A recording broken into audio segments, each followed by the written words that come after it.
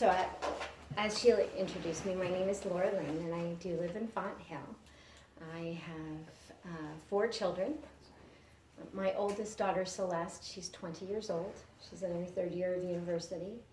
My second daughter, Celeste, she is the daughter that we went on an incredible journey with. Back in 2011, she was diagnosed with a very rare form of brain tumor called pineoblastoma. And I don't know, are any of you ladies, have you had careers as nurses or been in the medical field at all? Okay. Well, pineoblastoma, the pineal gland, is underneath the brain. And it's a very difficult spot to reach. And we found out that Celeste's tumor was so rare, the chances of being diagnosed is 1 in 7 million. Yeah. So, of course, we had never heard of it before when we went into this whole new world of childhood cancer. It was something that no parent ever expects to go through.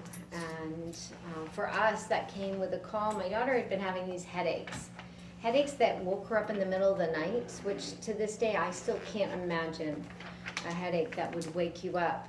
And she got some double vision, and so her stepmother took her to the doctors to get her checked out, and he said, okay, I want you to go straight to the emergency.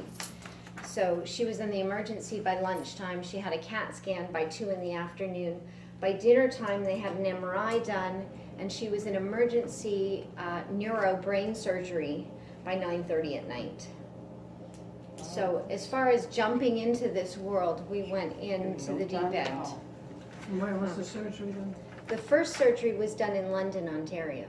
And because the pineal gland, because it's so difficult to get to that area of the brain, the doctor was only able to relieve pressure, but couldn't get a sample because it was just so difficult. So then they said, we'd like to transfer you to Sick Kids Hospital, where Dr. Drake, who is the top neurosurgery in Canada and probably one of the top in the whole world, he then did her second surgery.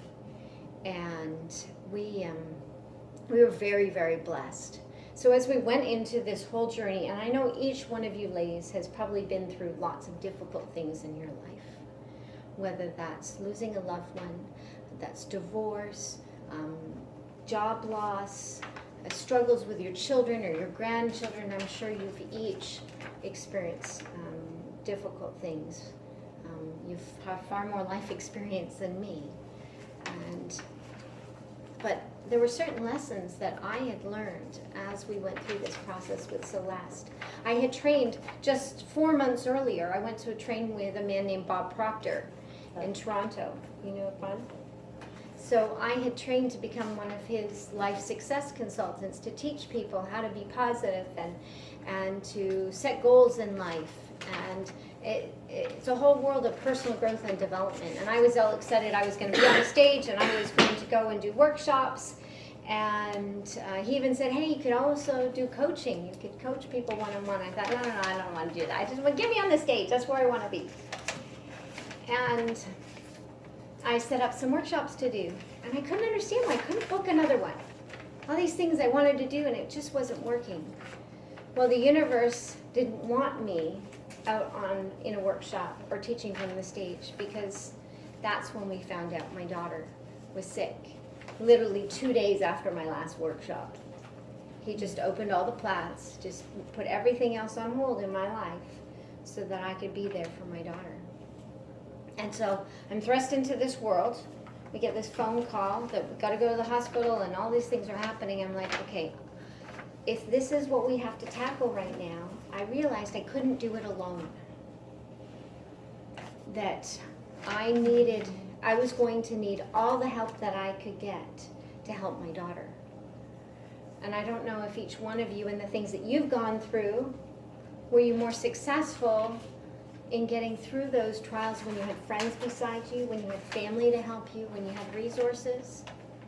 And that became my whole focus for the next few years. And I think my whole life now will just be about being open to help. And that's what you ladies are doing here with the Women's Institute, is helping others. But it all comes from being willing to be vulnerable and say, this is what's going on in my life right now. This is what I'm going through, and I need help, or my family needs help. And for me, for my daughter, all the things that I wasn't willing to do for myself previously, I was willing to do for my daughter. That the stuff that had happened in the past, that old baggage that I was holding on to, that I kept putting off and saying, I'll deal with that later, all of a sudden now it became so important that I knew I needed to be the strongest mom I could be so I could help my daughter. So I was finally willing to ask for that help. And I think that that's one of the most difficult things that we do in life, is to ask for help. We feel like I have to do it on my own. But when we can be vulnerable, when we can be courageous and say, you know what, I'm going through something really hard right now. Can't do this on my own. Can you help me out? The most incredible lesson I learned was how loving and kind and supportive people are when you're willing to speak up and say, I need some help. So we had this whole incredible journey with my daughter. She did her treatment plan. When she started out, we didn't know anything about this type of tumor. And I knew I could go on the internet and I could look up, and I was so afraid. I'm like, no, I don't want to know what it says. I don't want to know all the bad news. So I just stayed completely away from the internet. And then one day I just got this niggling feeling that I just had to go and look. I'm like, no, I don't want to go there. But this whispering just kept coming, like, go and check, go see what it says. And so I opened up the internet, my browser, and I typed in pineoblastoma, which is that very rare tumor that Celeste has. And there is a website dedicated just to this type of tumor. And it was set up by another mom whose daughter, 2-year-old, had pineoblastoma. And she called it Pineo Kids. And I'm going through this, and she's listing, because it's such a rare tumor, there's only ever a handful of kids at one time who have this tumor. She listed when a child was diagnosed, how old they were, male or female. So there's a 17-year-old boy in 86, and a 3-year-old girl, and a 2-month-old, and then there's a 12-year-old girl diagnosed February 2011. That's the same time my daughter was diagnosed. I'm like, wait, there's another 12-year-old girl who has it at the same time as Celeste. The chances of that happening is 23.5 billion to 1. And so here was this other little girl named Haley going through the same thing that we were going through at the same time. So I emailed her mom and said, excuse me, but my name is Laura, and I have my daughter. She has the same type of tumor as you, and would you talk to us? Well, that just opened up an incredible door to a relationship that I could never have imagined. Went from complete strangers to best friends so quickly, because we were going through the same things at the same time. Mm-hmm. So when you're going through the difficult things in your life, if you can find someone else who's going through it, or someone else who's been through it, is just a little further up the path, who can say, hey, I've been there, and this is what I learned, and that's what we did for each other. Now, Haley her treatment plan was 1 month ahead of Celeste. So she went in and did her first month of chemo in June, and Celeste started her first month in July. And so we were able to judge on, okay, this is what Haley went through, okay, this is what we'll prepare for Celeste. And then the treatments from that point on, they were literally a day apart. Haley was 1 month ahead, but it was sort of a month and a day. And so Haley's blood counts would go back up. And I'd say to Celeste, Haley's counts went up yesterday. And Celeste's blood counts would go up the next day too. Because we just were able to let her know this is the positive things that are happening. And she would just respond just by the power of suggestion. It's incredible what we can do with our minds. That when we just suggest good that can happen, our bodies and our minds will just start to prepare for those good things. So we developed this incredible relationship. The girls were so neat. They got their Skype out on the computer because Haley's in New Jersey. She went to Philadelphia for her treatments, and Celeste is in Toronto. So we're 500 miles apart. But they can Skype with each other from their hospital rooms. So these little girls were like veteran soldiers comparing their war wounds. They're like comparing their scars from their surgeries and the different pokes that they've had and how they were feeling each day about all the stuff they had to go through. And it was so neat because nobody at school could understand. They had someone who knew exactly. And for Lori and I, Haley's mom, to finally have someone who knew all of our heartache, who knew all of our worries of what was happening. On the days when I was feeling down, she cheered me up. And the days that she was feeling down, I cheered her up. And it was incredible. I really felt that we had been brought together to support each other. And that's something you can look for in your own life as you're going through something difficult. Find someone who you can connect with. First, reach out and ask. And then second, make those connections. It's so important. So as we went through this journey, the girls did their treatments. They went back to school. It was incredible. Nobody thought it was even possible. Here they are going back to grade 8. They both graduated with honors and achievement awards. It was it was incredible. These girls were amazing. They had to learn how to walk again, learn how to run again. They had gone from having walkers when they left the hospital to running, and Haley went on to go in the cheerleading squad and played volleyball. Celeste's journey became that's where their journey split a little bit, and Celeste's tumors were a bit more persistent than Haley's. Haley had her no evidence of disease, and we were hoping for that for Celeste. And when we realized that these tumors were being more persistent, and I got to that point where I'm like, no, this is not supposed to happen to me. And I was having my lowest, hardest days when I was pleading with God, like, no, I'll do anything to help my daughter. That's when I had a moment of surrender. When as much as I was willing to do anything for my little girl, and I'm sure you ladies who have children and grandchildren, nieces and nephews, you do anything to help them, love them, protect them. I had that moment where I said I'd do anything, and then I realized it actually wasn't my fight, and that this was up to my little girl, that if she wanted to fight this, I would help her to fight it every minute, every way we could.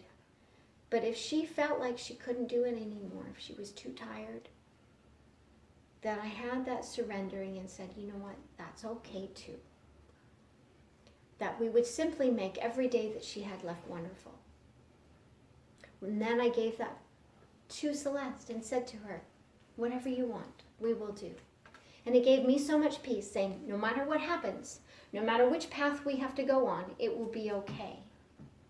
That I had hope in either situation. And she said, Mommy, I want to fight this. And so we did. We continued to encourage her and do and pray and did all the things that we physically could do. But as that battle got too hard, we sat down one day and said, this was in the hospital actually, Celeste had had an MRI and we were waiting for the results. We didn't know what it was yet. Celeste's stepmom messaged me, she's a neurologist, she messaged me from the booth and said, it's not looking good, but I don't know what that means. And Celeste is about to do a bone scan, and she's laying on the table, and they've got a blanket over her, and I've got a blanket. It's so cold in that room. And we're just sitting there waiting for the staff to come back, because you wait for everything in the hospital. I'm sure some of you ladies will know that. So I pulled out my book, and I said, Celeste, if you could do anything in the whole world, what would you want to do? Where, if you could go anywhere? And she said, oh, Mommy, I'd love to go to Europe. and see the Eiffel Tower and the Leaning Tower of Pisa, Big Ben, and she wanted chocolate from Switzerland. So I wrote all of these things, and she said, you know what, and I'd love for Haley to come with us and her family. She said, that would be so much fun. So I wrote all these things down. I said, well, sweetie, if you could meet anyone in the whole world, who would you want to meet? And she said, Robin Williams. Mm-hmm. And Celine Dion. And I wrote it down, and she said, and Anne Hathaway.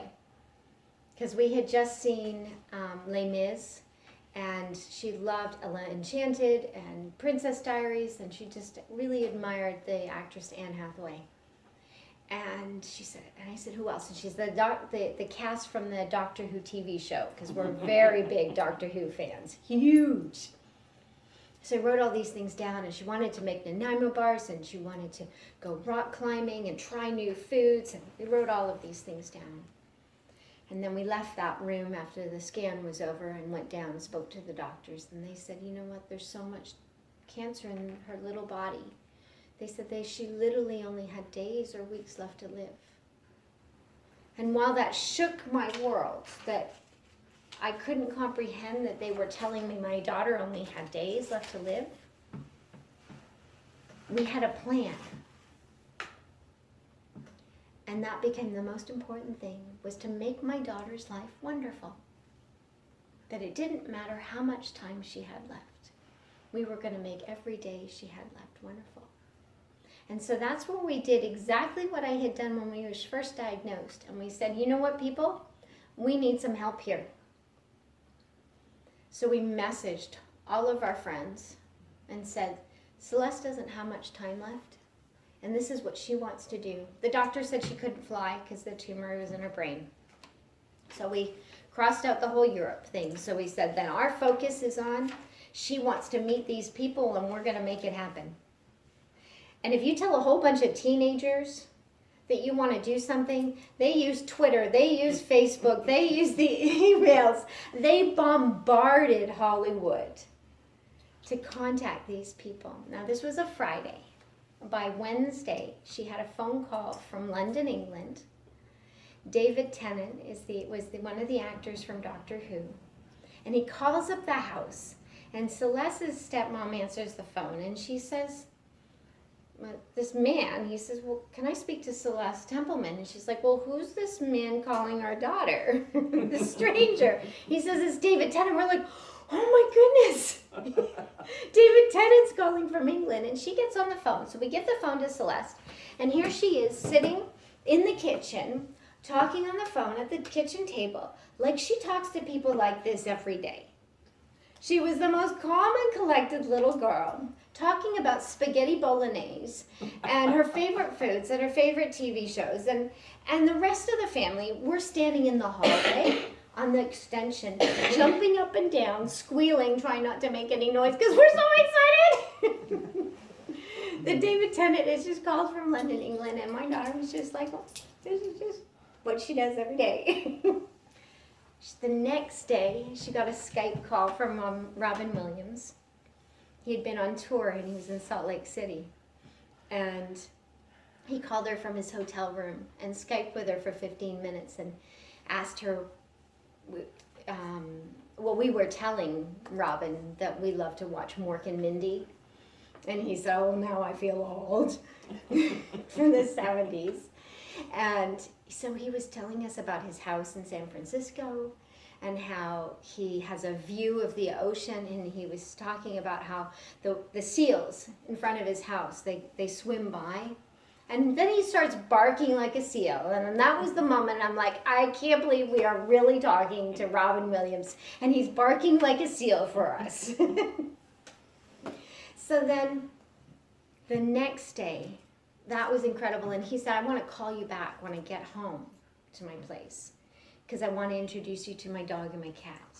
Mm-hmm. And he did that. He called back about a week or so later and had another call with Celeste and showed her the dog and the cat and the view from his house, the ocean and everything. Well, the next day, Celine Dion called from Las Vegas. And she was just beautiful. She told Celeste that she loved her, and that she was going to dedicate that performance in Las Vegas to Celeste that night. Then the next day, Anne Hathaway called. Like, what is the chance of that happening? We have 4 celebrities call her one day after the other because people were willing to go out of their way to make miracles happen. And that is my belief about the world, that people are beautiful and kind and incredible and will do incredible things for you when you ask. And I'm sure you ladies, you have been in the Women's Institute, your collective, the amount of years you've been in the Women's Institute, how many people have you collectively blessed their lives? That people are so good and so kind. And all it takes is the courage to ask. That if you will step up and be courageous and say, right now I'm going through something hard, can you help me out? You'll be amazed by how people will help. If my daughter can get calls from Hollywood in a week, the things and the miracles that you will see in your lives will be incredible. And Have you seen the young lady on television who is also dying of a brain tumor? no, I haven't. I've been on the television, and she has, like you said, used Facebook and whatever else. And different people, she said people should be doing something good. And different people have been doing things, and because Mandy says so. Mandy told us to. Oh. Mandy did. It's been on television the last few days. Oh, that's wonderful. And she is, she can't walk hardly anymore. She is dying of a brain tumor. Yeah. It was on television yesterday and the day before. I That- know she was I think she's 16. 16, yeah. About that. That's the incredible thing about these children who bravely go through these cancers. They have the biggest hearts, are just the most beautiful spirits, and teach us so much. That's one of the things that I learned, is that our children are our teachers. And they remind us of what is most important in life. That my own daughter, when she went back to school, and here she's spent months in the hospital. She had been close to death a couple of times. She'd had brain surgeries, which is huge, to survive 2 brain surgeries. And then she goes back to school, and the other kids are making a fuss about petty little things. And she's like, Mommy, those things don't matter. That she knew then what was most important. That if we can take that reminder in our own life of what's most important, what do we need to be doing? We need to be kind and thoughtful of others. And recognizing that everyone is going through something difficult. And be brave enough when we're going through something difficult to say, hey, I need some help. So when I wrote the book about Celeste and Haley, it's called 2 Mothers, 1 Prayer. And this particular book is written towards parents whose children have cancer. But I share Celeste's story and Haley's story, and about the relationship that I built with Lori, from being strangers to best friends. And then all the things that we learn that would help other parents going through the same thing. But it applies for everything in our life. The first is to reach out. When you're going through something difficult, reach out. Ask for help. Find someone to connect to. Someone who is on your path or is a little further up the path who can show the way. And then take time for yourself. Take time to reflect. And then if you have the opportunity, express it. And sometimes that means just crying your eyes out, writing in a journal, praying. Find someone to talk to and just say, this is what I'm feeling right now. For some people that can be doing something physical, going for a run, doing some physical exercise, get those emotions out. And one of the things that I did was I learned to paint again. Celeste was at Sick Kids, and I was staying at Ronald McDonald House in Toronto. And the first few nights that I was there, I watched Storage Wars and Hoarders. And I think it killed a couple of brain cells. And I'm just like, I can't do this. I don't normally watch TV. When you asked me if I'd seen what's on television, I haven't had cable in 25 years. It was on the news. Oh, really? Regular news, Yeah. So I don't normally have TV to watch. So I said, you know what, TV's not a good thing for me. I need to find something else to do. And they had a craft room at Ronald McDonald House. So I went to the staff and I said, hey, your craft room, can I go down there late at night when nobody else, when you don't have any programs happening in the craft room? Can I use the craft room? And nobody had ever asked that before. So I'd go at 10, 11, 12 o'clock at night. And I'd take down some canvases and some paints. And I would just start to paint. It was a way for me to express my emotions and how I was feeling, and it was abstract painting. Well, over 3 months, I painted 24 paintings. We ended up exhibiting them in a gallery when I was done. And the artwork on the cover of my book is actually one of the paintings. And it can be so healing to do something creative like that. Work with your hands, do something. When you've got lots of emotions going on, take the time to get those emotions out. Find something physical, creative. Maybe that's writing. Get it out. So express. And then the last thing that I teach is to love. Now, of course, when you have a loved one who's sick and you're taking care of them, it's easy to love them, especially a child. And so the first thing I did, of course, was love my daughter to bits. Crawl into bed with her and cuddle with her, and just, I loved every moment that I had with her. But I also had to learn to love myself. And that each one of us needs to take the time to appreciate ourselves and what we're going through, love ourselves through it, and it's hard. And love those around us who are supporting us, that being grateful and expressing that love and gratitude is so important. The word charity that we have in Christianity, it comes from a Greek word, agape, and it means to see someone as God sees them. That when we begin to acknowledge the people around us and see them in a pure way and love them in that way, that's when we see even more miracles happen in our lives. That sort of love, when we have that for our children and for ourselves and for those who are supporting us, it makes a world of difference.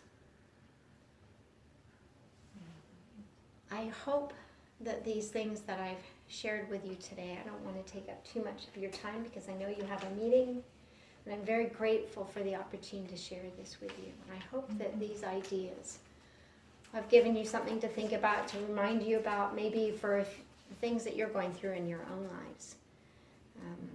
If you'd like to ask me any questions, I would love to answer them. And if you can think of anyone else, any other groups that I can share this message with, that this is a message of hope and strength and courage, that I would love to do that. And thank you. Thank you very much. It's a tough road to follow, isn't it? Mm-hmm. It is, but I found that each one of us have a different pair of shoes to wear. And we have feet made for them. That whatever we need to go through, we're given the resources that we need to do it if we will reach out and access them. And if we look back on our lives and see how our lives have prepared us and strengthened us to do what we need to do.